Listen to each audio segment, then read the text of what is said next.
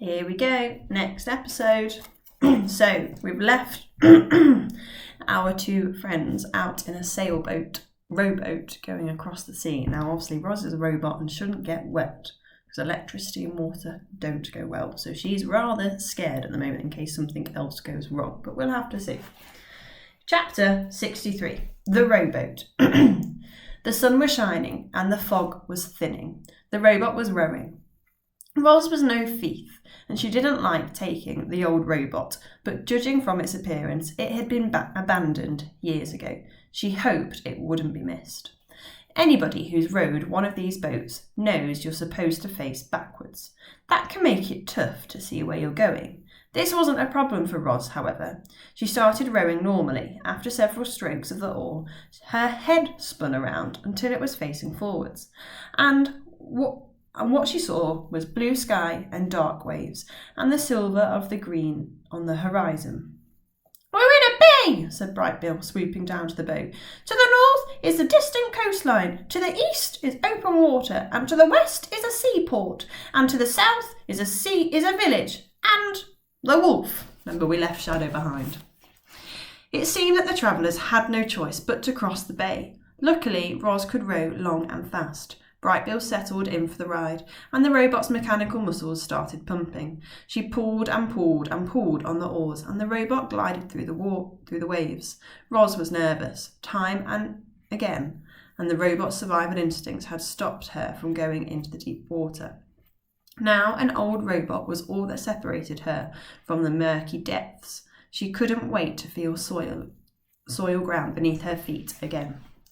As they rowed deeper into the bay, the waves got larger and rougher. Gigantic swells of water rolled in from the open oceans and started tossing the boat around like a toy.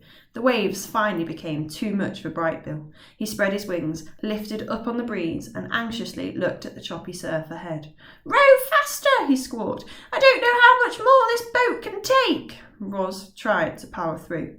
She rowed faster and faster until the boat was skimming across the water. Too fast. The left oar snapped, then the right, and suddenly the boat was at the mercy of the waves. "Hold on, Mama!" cried the goose. "Here comes a big one!" The rowboat was pulled up the side of a towering wall of water. It teetered at the top, and then the boat went crashing down the other side with such force that the whole thing splintered apart. Them going up the wave, about to crash back down on the water. Roz felt water surging up all around her. She clung to debris and kicked her legs, but she wouldn't stay afloat for long. The robot began to sink. The goose floated above. The ocean rolled and sloshed. Then there was a sudden burst of air from somewhere nearby. Brightbill looked towards the noise, but he saw only sea spray drifting on the breeze. And when he looked back to his mother, she was dipping below the surface. "What can I do, Mama?"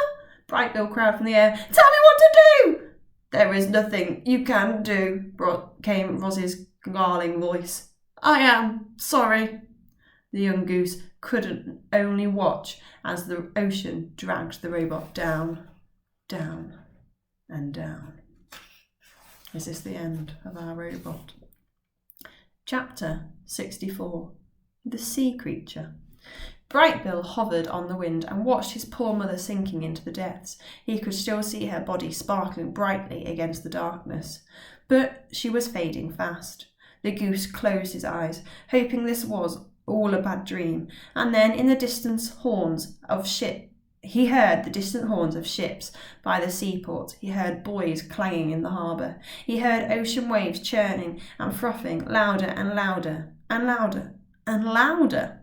The goose opened his eyes and saw the ocean bulging upwards. A giant sea creature was rising from the depths. It breached the surface and sent waves rolling away. The creature had a large mouth and long fins on a wide back that curved down into the water. There was a loud burst, and mist shot up from a blowhole. As you might have guessed, reader, the giant sea creature was a whale. More of the whale emerged from the darkness until something sparkled in the sunlight. It was Roz. She was sprawled across the whale's back, wet, limp, and lifeless. Chapter 65. The Whale.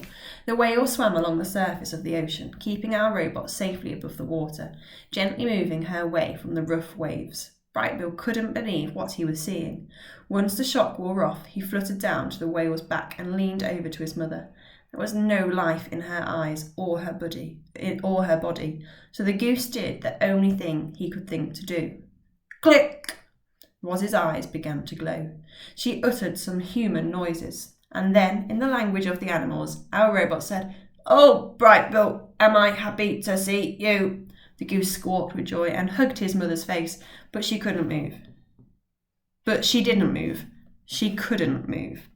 The robot had lost the use of her limbs. There were a few tense minutes and a few nervous glances, but as the sun beat down and the wind rushed over her face, Roz felt her body drying out. Slowly, gradually, power returned to her arms, and then her legs, and then she sat up and hugged her son. Brightbill breathed a sigh of relief. "Mama, when you disappeared below the water, I thought you were gone forever." "So did I," said Roz. "As I sank deeper and deeper, the ocean squeezed my body tighter and tighter. I lost control of my legs and my arms. The last thing I remember was a huge shape swimming towards me, and then I automatically shot down." "That huge shape was a whale," squawked the goose. "We're riding on the back of one right now." A low moan rumbled up through the whale's body. She splashed the water with her fins and took long, wheezing breaths and sprayed mist high into the air. Roz paid close attention to the whale's behaviour and understood what she was trying to say. The whale's name was Coral, and she was so thrilled to meet our friends. She explained that a flock of geese had flown over the bay and regaled the coastal birds with amazing stories of the wild robot and her son, the goose. There they are. The coastal birds shared the story with the fish and the dolphins and anyone who would listen. In time, the story spread to every creature in the bay. When Coral saw the robot rowing and the goose flying overhead, she knew it had to be Roz and Brightbill. So she swam behind them, in case she could be helpful. It was a good thing she did. As Coral ferried our friends across the bay, the waves grew smaller and the coastlines grew larger. Houses poked out from the trees. Sunbathers relaxed on the rocks. Boats motored away from the piers.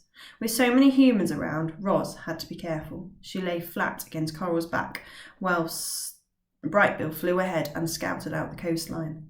The goose directed the whale to a quiet, empty cove, and soon the robot was standing on dry land again. Roz asked if there was some way she could repay Coral for saving her life, but the whale was just happy to have helped. She winked one of her enormous eyes and then sank beneath the waves. Our friends marched in line, feeling lucky and grateful, but as they thought of their journey still to come, the good feeling gradually turned gloomy.